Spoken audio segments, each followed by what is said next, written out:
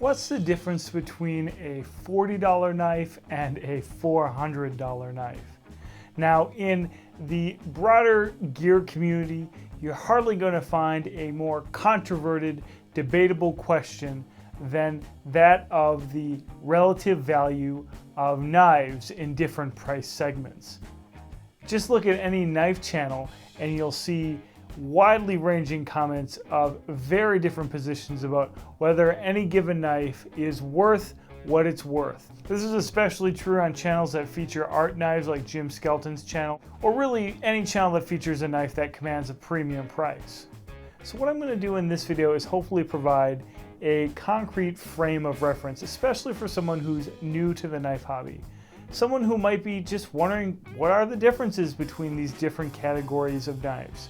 It's going to be an objective comparison with analysis, so stay tuned if you're interested in seeing two knives of very different price brackets, but ones that are proven in their respective price brackets and well respected in the community respectively.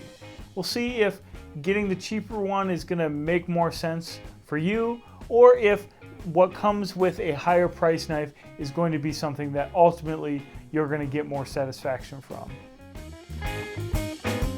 So before we dive into the details, let me introduce briefly the two knives that I've chosen for this comparison. At the $40 price point, I've chosen the Kershaw Leek, and is very well regarded for both its elegant design by Ken Onion and its excellent fit and finish for a $40 knife being made in the USA. At the $400 price point, there's hardly a knife that is more iconic than the Chris Reeve Sebenza.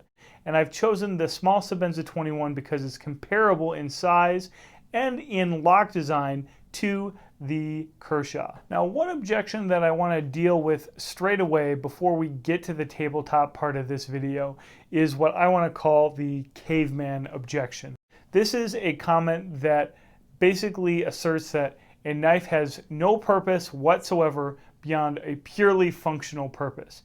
It is merely meant to cut things, and there's nothing more to a knife than that. In my perspective, not only does this fly in the face of thousands of years of cutlery tradition, where a knife is revered as a piece of craftsmanship and even a work of art, I also think that it's unreasonable. We want nice things. We want things that, in addition to performing to our expectations, they're going to do it in a way that is aesthetically pleasing. This video is not just about which thing cuts better, it's also about standards of manufacturing, the overall design of the respective knives, and ultimately which one is going to bring a broader level of satisfaction to people. Cutting performance for either of these knives is actually going to be very strong, and I'll talk about how they'll be different, but honestly, footage of me whittling away at a stick or cutting pieces of paper wouldn't settle anything.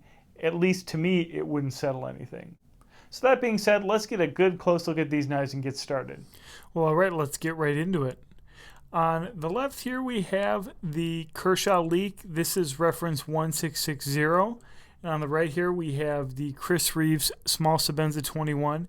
And this is the Knife Art edition with the carbon fiber scale. I'll factor that in as we go on. But what's important to see about these knives right from the start is something that is kind of essentially commonplace about both of these knives.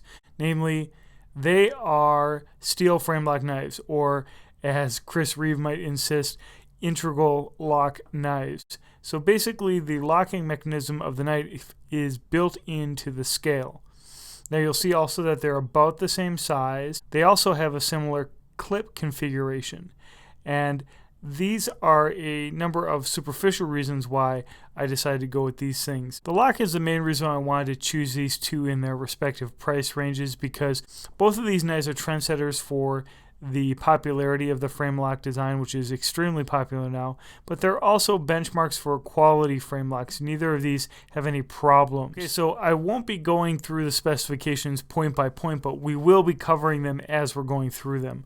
So of course here we have the Sebenza 21.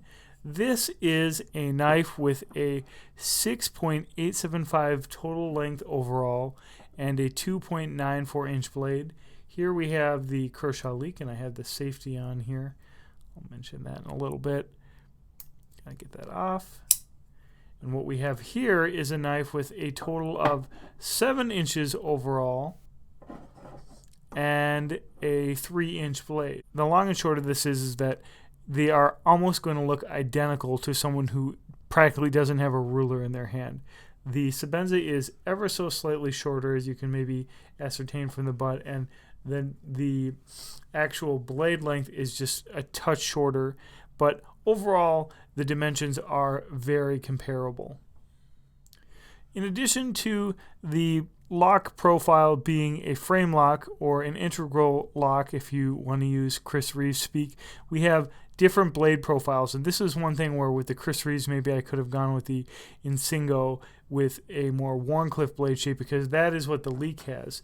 The Leek has what's often described as a modified Wharncliffe blade shape, which is basically just meaning that at the top of the blade you have a steep downward slope and a nice shoulder here at the top of the blade that is giving the knife a very directional line. This strong line is also going to give you a very fine tip. Now the Leek has a 0.09 hundredths of an inch blade, so it's actually a very thin blade. This is one thing that you can argue either way for is for the merits of the thickness of the blade, and we'll talk about that a little bit after I cover the Sebenza's basic blade profile. This has a classic drop point blade, which is basically a large belly that is going to be very useful for a lot of cutting tasks. You notice that the blade is finished differently. This is a stonewash finish as opposed to the bead blasted finish. And you also notice that we have a slightly thicker blade here. This is 0.125 thousandths of an inch thick, so 0.12 hundredths of an inch thick compared to 9 hundredths of an inch thick, so 0.125 versus 0.09. It's a little hard to say that easily. Compared side by side, the Sebenza definitely has a more robust tip and a stockier looking blade. I can immediately say someone saying, well, look, you can get plenty of knives with a thicker blade stock at a $40 price range. And that's true.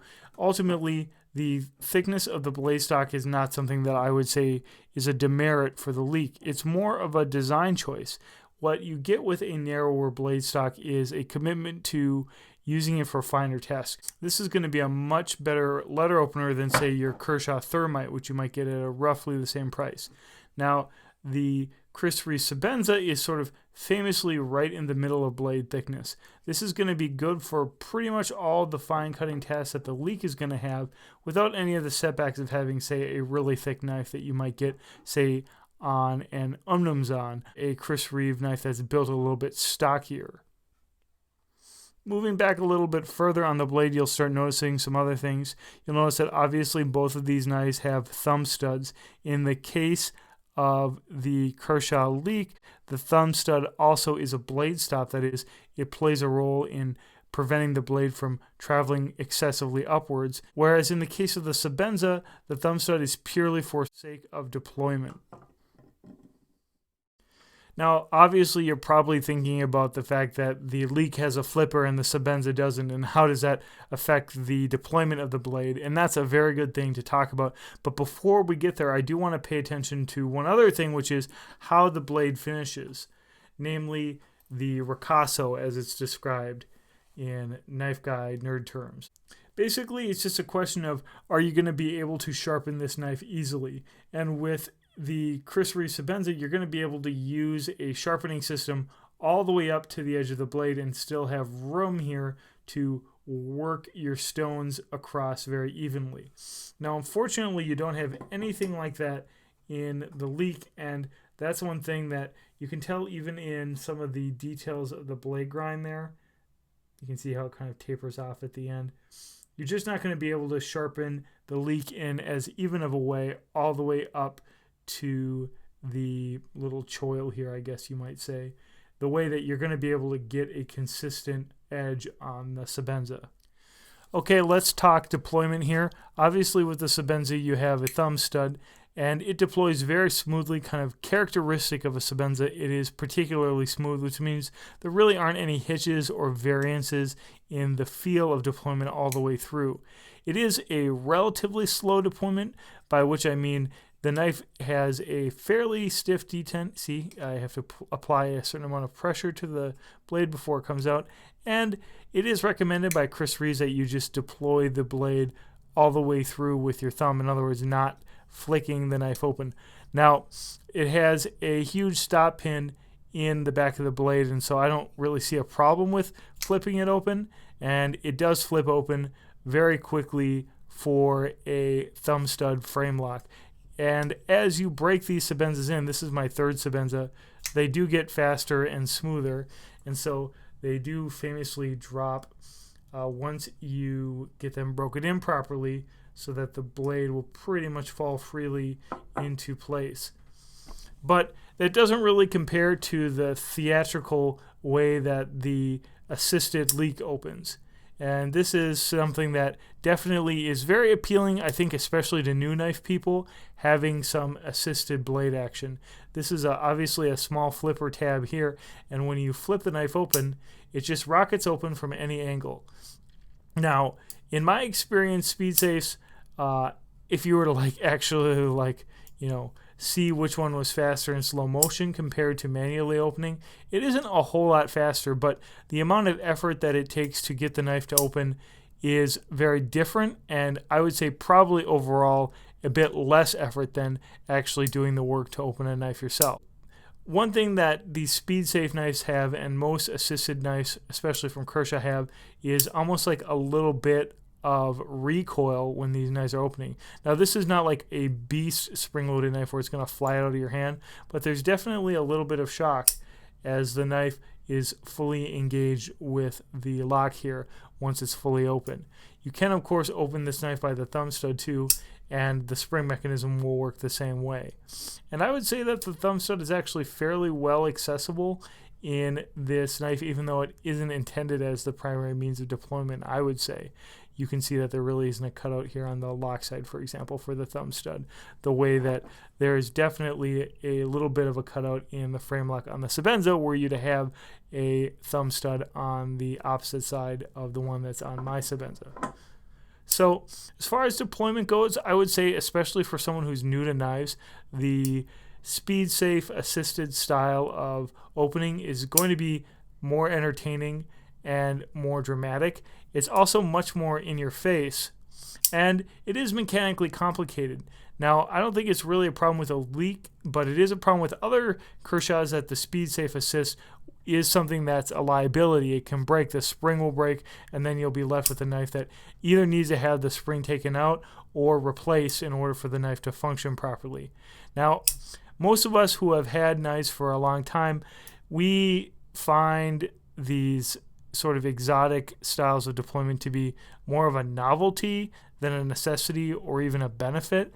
And in particular, these spring assisted knives have gone somewhat by the wayside by the existence of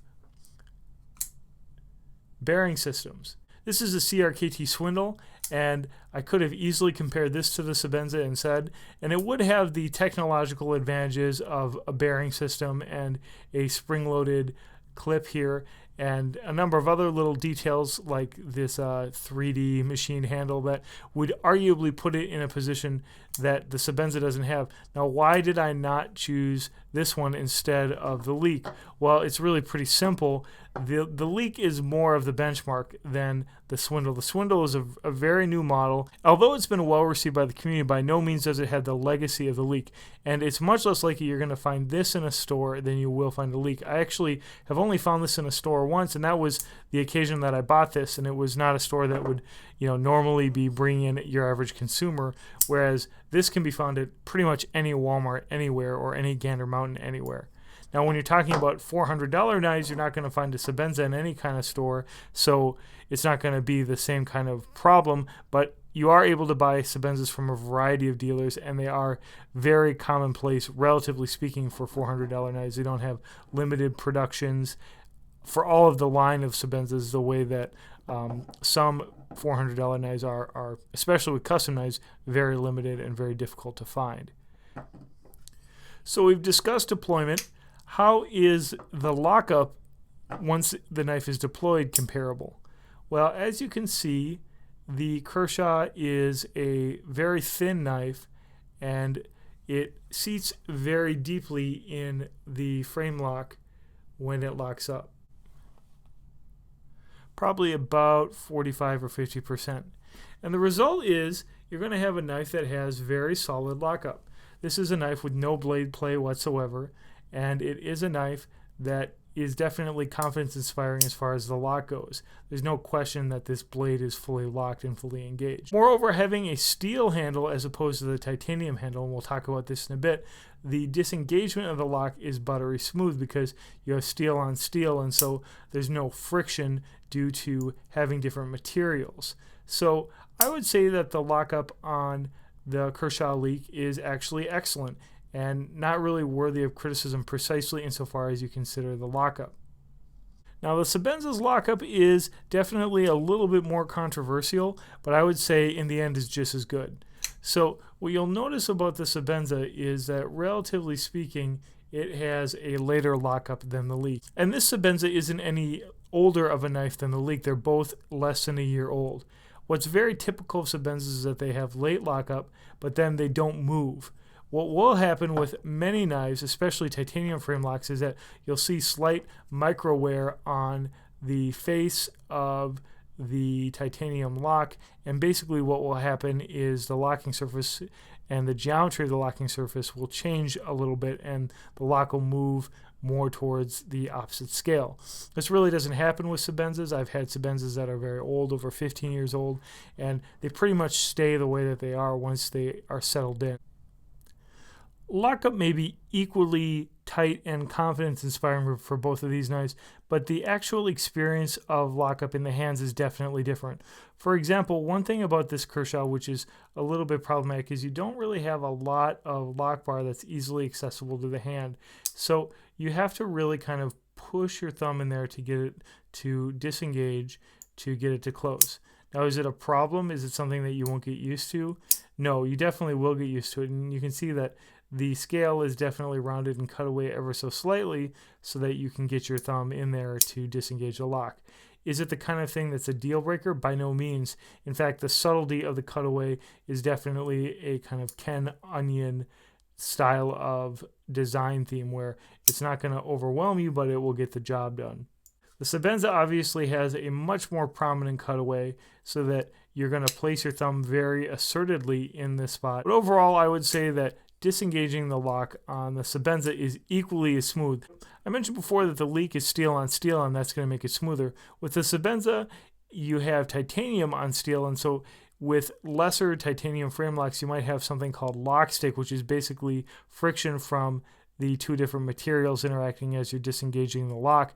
With the Sebenza, what they've done is they've carbonized the lock face on the frame lock, so you basically don't have that issue at all. You have basically no stick, and there's no issues with you disengaging the blade in a normal way.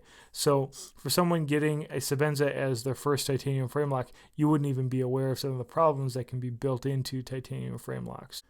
Okay, let's talk a little bit about ergonomics and how it is in the hand. Both of these knives have excellent ergonomics, and they're both ones that I think you'll find very comfortable and very easy to use. There are no hot spots in a Sebenza or in a Leek. You'll notice that I can easily close my hand around the knife and get a full 4-finger grip.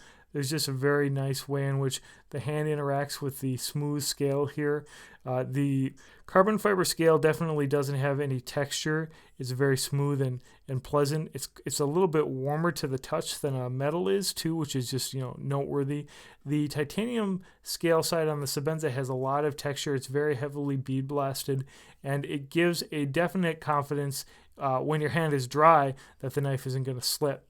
Of course, there are some design things built in on the Sebenza to keep it from slipping, and you have this big guard here at the front of the scale so that your hand's not going to slide forward.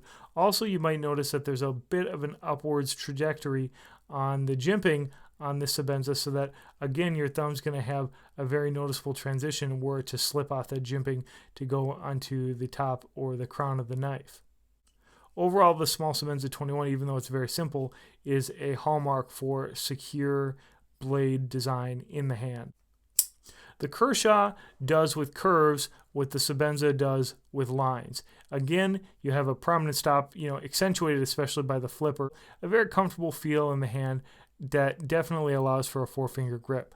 I would say it's a less full grip than the Sebenza because of the downward curving butt of the knife here, so your pinky has a little bit less of a place to go. You do touch those screws in the knife, which I think are ever so slightly distracting, definitely not counting as a hot spot, but definitely something that's noticeable. The biggest difference I would say is that the bead blasted finish is very smooth, and that's going to mean that this knife is going to be the kind of thing that, especially when you have a sweaty palm. Moreover, the jimping on this knife is definitely not as deep as on the Sebenza. Here, compare the Sebenza. And you can see that there's less of it and it isn't as deep, and it's also not angled upwards as drastically as you have on the Sebenza. So this is not as functional. In fact, it doesn't even really cover my thumbprint. So I would say it's mostly there just as a frame of reference and not actually there to stop your thumb from slipping. Now, neither of these knives are going to be grip beasts. I mean, none of these are going to be like a Cold Steel Recon 1 or something where the knife is meant to tear up your hand before it slips out. But that's not something that you'd want in an everyday carry knife anyway, because those kind of scales in a knife are going to destroy your pockets. The rough G10s, for example, are just not something that I enjoy carrying at all, and they're definitely not easy on my pants even when I'm wearing jeans. So as far as carryability, these knives are going to be equally smooth in the pocket, but in the hand, the Sebenza is going to be a little bit more secure. Now that we've covered some of the basic stuff about blade profile and ergonomics, I want to go a little bit deeper and talk about materials and design, and I think this is going to be where it gets much more interesting, or at least much more interesting for someone who's already very familiar with these knives, as many people are. So of course, with materials, with the Leek we have a stainless steel handle, and we have a 14C28N steel. This is a steel that is very widely used on Kershaw's Made in USA knives that are more affordable, and by more affordable I mean under $100. So for example, it's on the Skyline. I've heard it described different ways, but Tony Scalambrini describes it as the poor man's S30V, which is a benchmark high-end steel that was actually developed by Chris Reeves and has since been replaced by another steel, namely S35VN. Now, what's that going to mean for these two knives? Well, both of them are going to be highly corrosion resistant, both of them are going to keep a good edge, and both of them are going to be able to be sharpened by a typical enthusiast. Now, the S35VN steel is definitely regarded as a bit of a more premium steel here. Sandvik obviously is a European steel, and with S35VN we have a Crucible USA made steel, and in particular the S35VN steel is the second generation steel which was developed out of S35V. It has all the performance of S30V, and arguably it's a little bit easier to sharpen. I found that to be true, not on this knife because I haven't sharpened it, but in general with my experience of S35VN. That being said, for the price you're definitely getting better bang for your buck with the steel with the Kershaw. For $400, you can definitely buy knives that have much better steels. For example, I've reviewed the Paramilitary 2 with S110V steel, which is definitely a more advanced state-of-the-art steel than on the Sebenza. The S35VN steel is kind of like the rest of the Sebenza, where it's proven, it's reliable, and it's sort of proprietary to Chris Reeves, and that's why I think that it's still the choice for the small Sebenza 21. Now, talking titanium frame versus steel frame, this is going to be somewhat a matter of taste and preference, but I do have a few things to say about it. First of all, bead blast finishing is easily my least favorite finish of knives, and this is something that unfortunately a lot of Kershaw's Made in USA knives have.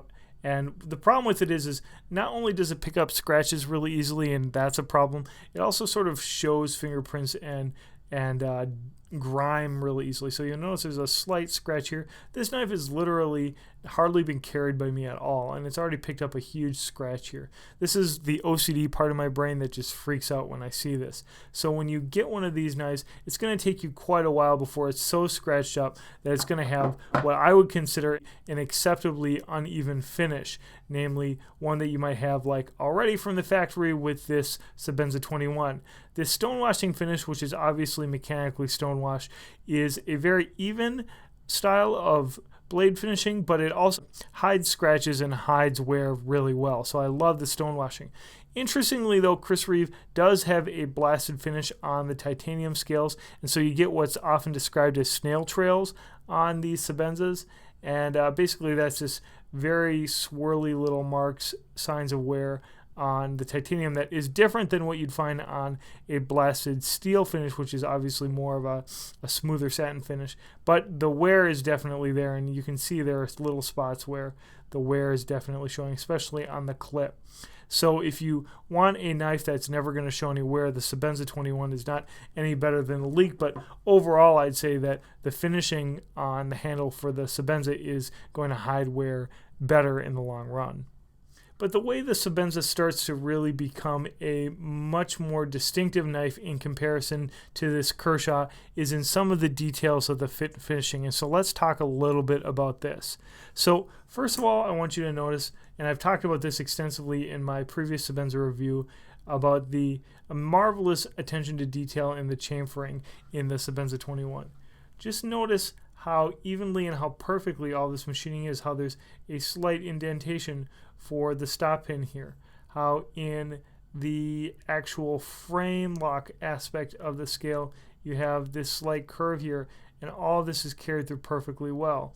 Here at the top of the knife, the way in which the chamfering is steeply angled to match both sides of the scale to kind of bring the attention of the eye to the blade profile. It really is a lovely, highly detailed chamfering, and something that is just not present at all in the Kershaw. I think that this knife is finished in a way so that it's supposed to be very comfortable in your hand with no hot spots, but it definitely is nothing to behold either. There's just not a lot to it. And that's one thing that, as far as the higher level part of your brain's experience with an object goes, is just going to remain visually uninteresting and one-dimensional compared to the Sebenza. Not only do you have details like the chamfering on the scales on the Sebenza compared to the Kershaw, you also have some features built into the Sebenza that will ensure that it is a knife that you're going to be less likely to mess up. And this is one other aspect of design that I think is very important, namely the fact that this is all fully manual. What you have with both of these knives in the actual build of the blade interacting with the scale is basically a large stop pin, and then the knife is held in by washers, and those washers are phosphor bronze washers in both of them, so that's good. But where the knives differ is in the pivot itself. Now the Sebenzas have something called a bushing pivot, and let me explain what this is. The way that a bushing pivot works is that it goes through the blade tang in such a way that it removes pivot tension as a result of the bushing, and so you're going to have no chance of blade play or problems with lockup or problems with centering as a result of improperly tightening or loosening the pivot. So with the Sebenza 21, it's always going to be perfectly centered, and it's always going to have a consistent action. Now, it might differ from one knife to the next, but basically with any given knife, when you disassemble it, and it's very simple to disassemble, you're never going to have any differences in the way in which the knife is going to work. Now, with a spring-assisted knife, I think that this is just not as easily able to be dialed in. With a pivot that could become loose and affect blade play, especially on a spring-assisted knife, this is something that you're going to have to be consistently attentive to and concerned about. In absence of having a way to ensure that the lockup and blade play is going to be consistently built into the design of the knife, you're going to have to just be attentive and make sure that there's no problems. Another way in which the Sebenza has subtle details paid attention to is in the clip. Now, first of all, you'll notice that the clip is actually seated in the frame, so it's actually flush with the frame, and it gives a much cleaner finish as a result of that. Secondly, you'll notice that it is kind of a strange looking clip with the two humps here. It is going to be a little bit more secure just due to the fact that this extra clip is going to be a second level of security. Now, the Kershaw clip, on the other hand, is one of the most widely criticized aspects of the Leek, and it's definitely one of the ways that this knife is the most dated. Not only is it not a very low riding knife in the pocket when you have it tip up. It's also going to be a knife that has a really large kind of unsightly clip for the size of the knife. Obviously, it's kind of curvilinear in the way that the rest of the knife's lines are, but it's just too big. It could be a lot smaller. Now, I'm not going to really fault Kershaw as a whole because of this, because in their more updated knives in this price range, they have low carrying clips, and they have a lot of ways in which these clips are quite a bit better. So that's just one thing that when you're talking just specifically about these two knives as benchmarks, the Sebenza is definitely quite a bit nicer and is definitely finished in a way where there's more attention paid to some of the details. We've already talked a little bit about the blade profile and how that might affect the utility of these knives. I think both of these knives in an everyday carry situation are going to remain very useful. I think that it's true that with the Sebenza you do have some slight attentions to detail that you don't have in the Kershaw. For example, you have this rounded spine here, and you have the much more precisely cut.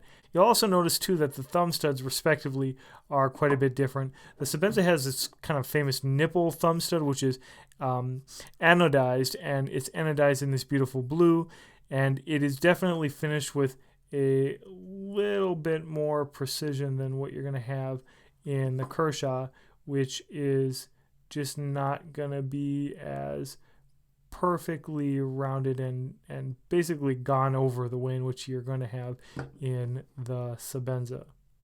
I should also mention that both of these knives have hollow grinds, and so as far as the sliceability goes, the blade style is going to allow for a great cutting performance. And I think that you'll be able to find both of these knives perform very well, especially compared to overly built knives that they might be competing against just because overbuilt is popular right now. So as far as deployment goes in the fit and finish department, Chris Reeves has a proprietary pivot pushing system, and it uses very careful hand assembly when this knife is being put together in the factory, and the end result is something very smooth and consistent, and something that really Chris Reeve has built his reputation off of. The Kershaw, on the other hand, basically uses machine tolerances and technology to have a consistent performance. The long and short of it, I would say, though, in this case is that the spring-loaded systems is something that might appeal to a beginner, but as you get more into knives, you're going to actually want to have that experience of seeing how the knife opens based on its own geometry. Moreover, spring-loaded knives are a little bit more difficult to close. This one happens to be able to be closed with one hand without any problem, but you are wrestling against the spring tension when you're closing it.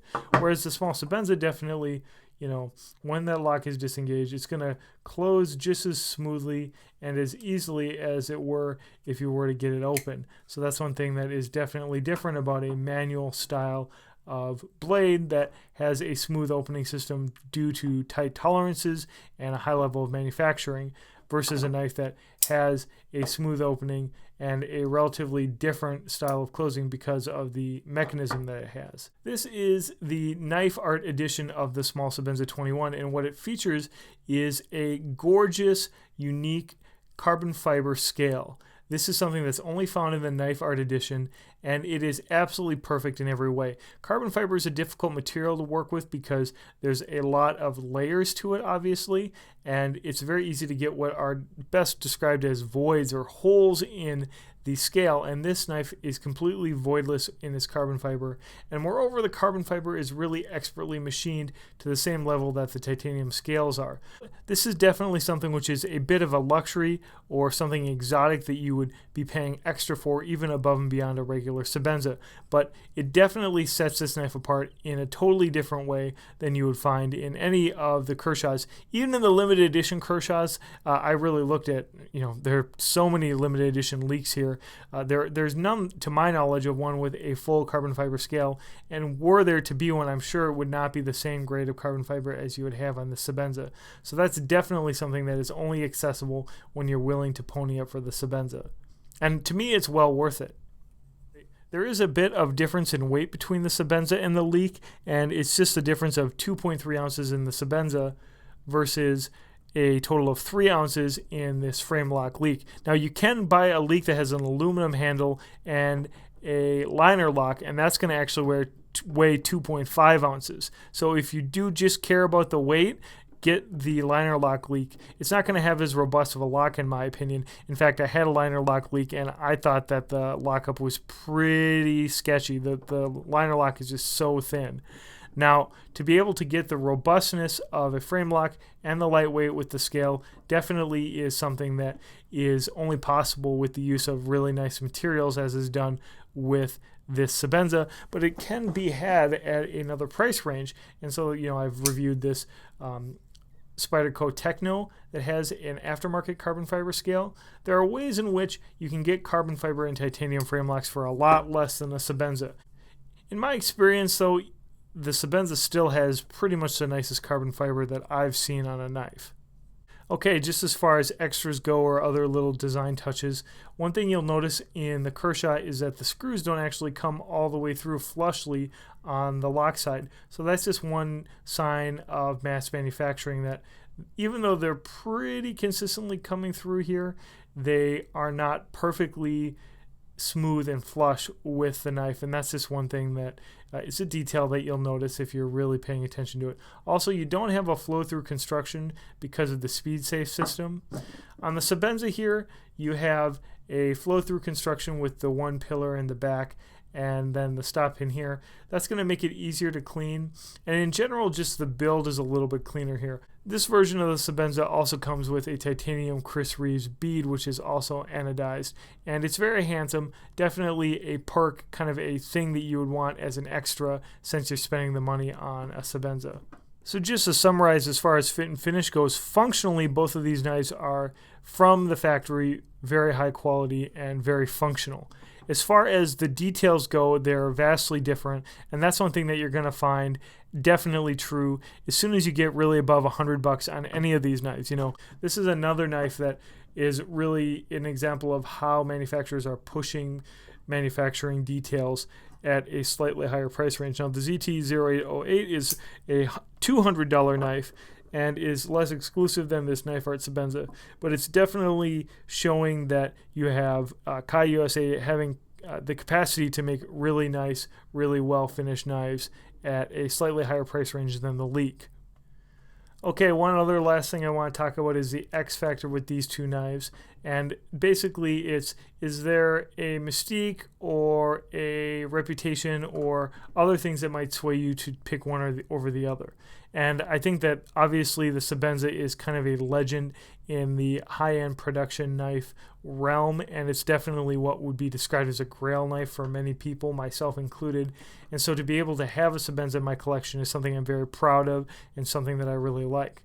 Now, that being said, I think Ken Onion is a fabulous designer, and the Leek is probably his most famous knife, and so to have this in my collection is definitely something that I respect and appreciate too. And I think a lot of us got into knives thanks to knives like the Leek, and so I have a lot of respect for this knife as well. I'm not going to go through the box and kit for these two knives respectively. You can see the box and kit on the Sebenza unboxing that I have previously posted. The Leek is just going to come in a plastic package. This is another X Factor thing to consider, that this knife is individually signed and dated, and it has a so-called birth card so that you know exactly when this knife was made, and there's a lot of care and detail into the packaging in a Sebenza that you won't get with the Leek. It's the kind of thing you would expect paying 10 times more of the price. Okay, let's try to bring things together a little bit. Both of these are classic everyday carry knives with a lot of great design features. The Kershaw is a super accessible way to get a made-in-USA knife with a strong frame lock and a quality steel. The Sebenza 21 is about as classic of a high-end knife as it gets, with its gorgeous blade profile and impeccable finishing. The way that these knives are really set apart are not in the bare technical specifications, but in the way in which they're executed in the details. Just take, for example, the pocket clip here. What I'm getting at is that in any of these two knives, when you look at fine details, the Sebenza is going to have it in a much more significant way than you're going to have in the Leek. Ultimately, the lack of attention to details might not have an immediate impact on functionality, but as far as the long-term relationship that you're going to have holding these knives, looking at them, and then cleaning and maintaining them, I think ultimately you're going to feel a lot more of an interest in the Sebenza ultimately than in the Kershaw. A lot of the things on this knife are clearly made to just have the knife be technically well put together, but nothing special in any way. So for example, there's not going to be any reason for you to, be attentive to putting these screws in once you're reassembling the knife. The finish on the Kershaw is going to get beat up, and it's going to take a long time before it has what I would consider attractive patina. Whereas on the Sebenza, a lot of the details of the knife are set up for regular use but are going to be complemented by more use, like the stone washing here. I wouldn't say that either of these knives are without their flaws. The Sebenza has this unnecessary machining hole here that I've mentioned already, which you might argue is stylistic, but I don't see what that does to add any style to the knife overall. Maybe it gives a little symmetry here, but that's arguable. The Kershaw's biggest flaw, the thing that by far to me is a problem, is the safety here.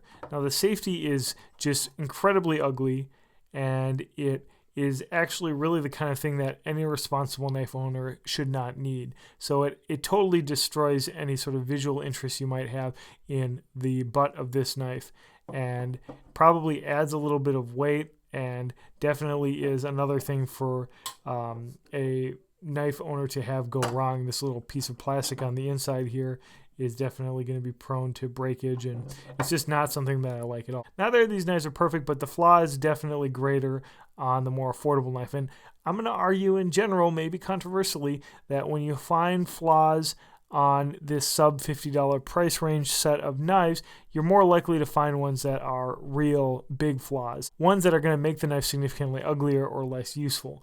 Whereas when you get up to this high-end price range, you're going to be a little bit harder pressed to find strong, dramatic flaws, unless you're obviously looking for a knife that is going to be esoteric or weird, and there are definitely knives for $400 that are pretty weird if you want that.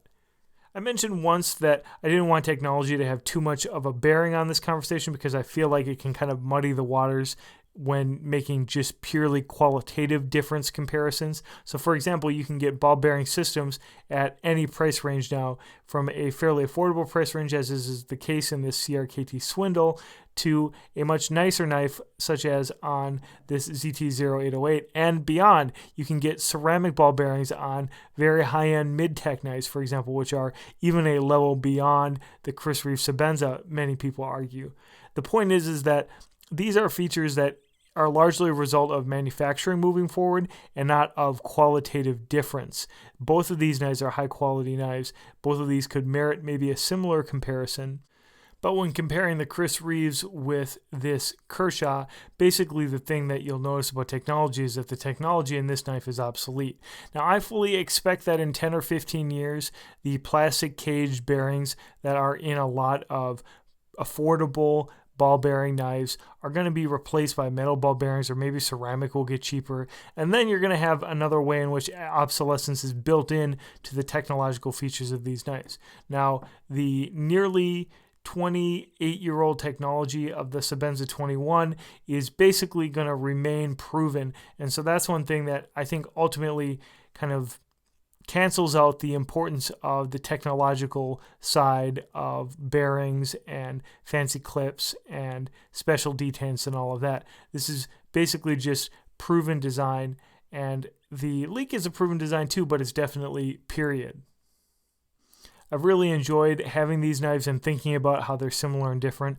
I want to thank Knife Art for sending me the Sebenza 21 for the purpose of this video. Please make sure to check out this knife at the link that's listed below if you're interested in purchasing the Sebenza 21. The Leek, of course, is ubiquitous. You should be able to find it anywhere for about $40, which is what I did. I just bought it off of a vendor on eBay, and I really recommend both of these knives. This is definitely a knife more for the beginner, and this is definitely a knife more for the connoisseur. Both of them, though, are excellent knives in their own right. Well, all right. If you enjoy that comparison, I'd really appreciate your thumbs up. It's one way of supporting this channel here. But the best way you can support 555 Gear is becoming a subscriber. So please hit that subscribe button below if you haven't already.